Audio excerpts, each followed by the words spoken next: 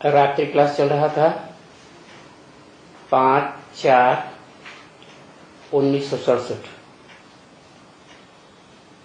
चौथी पेज की मध्य में बात चल रही थी। कृष्ण बच्चा जिसकी पूजा करते हैं भले 16 कला संपूर्ण है, परंतु बनाया किसने 16 कला संपूर्ण? तो भगवान ही बनाने वाला है। भगवान ही राजयोग सिखा करके आत्मा को संपन्न स्टेज में ले जाते हैं।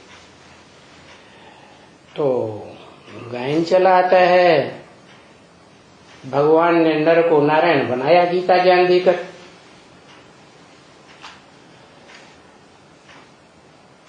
अब जिसने ज्ञान दिया उसको ही ज्ञान, जिसने ज्ञान दिया उसको तो भूल गए, क्योंकि सत्युग आदि से पहले क्या था किसी को पता ही नहीं। तो कृष्ण का इनाम डाल दिया भगवान। और फिर लिख दिया कि द्वापर के अंत में कृष्ण ने आके जन्म लिया आत्मा ने। वहां भी 16 कला संपूर्ण दिखाई देते हैं। अरे कलयुग में, द्वापर में तो शास्त्रों में 8 कलाएं दिखाई हुई हैं, फिर ये दूसरी बात क्यों शुरू कर दी? तो कलयुग के अंत में कृष्ण को भगवान बना के दिखाते हैं कि भगवान ने कहा पापी कलयुग की स्थापना कर दी।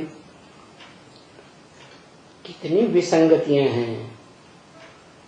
वास्तव में जिस बच्चे कृष्ण की पूजा करते हैं वो तो सृष्टि के आदि काल का बच्चा है, जो चित्रों में दिखाते हैं चरित्र की यादगार के भवसागर में पीपल का पत्ता पड़ा हुआ है और उसमें कृष्ण गर्भ महल में आराम से आत्मिक स्थिति का अंगूठा चूस रहा है। तो बच्चे को बाबा कैसे कह दिया? बच्चे को तो जन्म देने वाला बड़ा होना चाहिए। इसलिए रंग बात है। ये शिव बाबा कहते हैं मैं पतित पावन हूँ, पतितों को पावन बनाने वाला मैं हूँ। जो पतित कलाहीन बन जाते हैं उनको आकर के नर से नारायण जैसा 16 कला संपूर्ण सतयुग का पहला देवता बनाता है।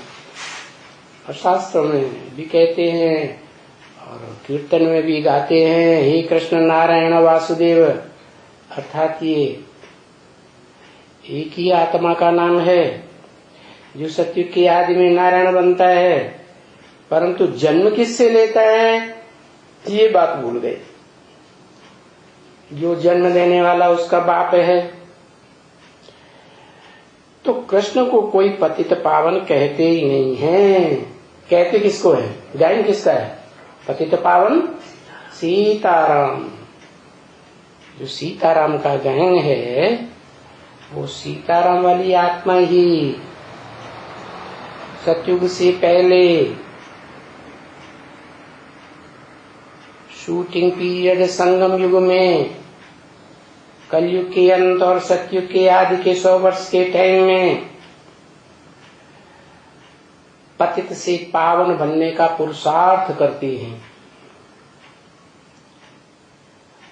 और जब पावन बनते हैं तो वही राम वाली आत्मा पावन बन करके बाप समान बन जाती है।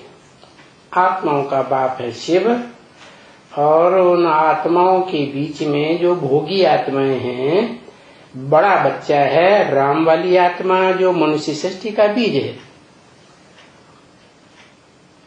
वो मनुष्य सृष्टि का बीज वो ही वास्तव में सतयुग आदि को आरंभ करने वाला बीज है। इस ब्रॉड ड्रामा में जो 4 सीन है, सत्ययुग, त्रेता, द्वापर, कलयुग, इन चारों सीन्स को आरंभ करने वाला वो हीरो पार्ट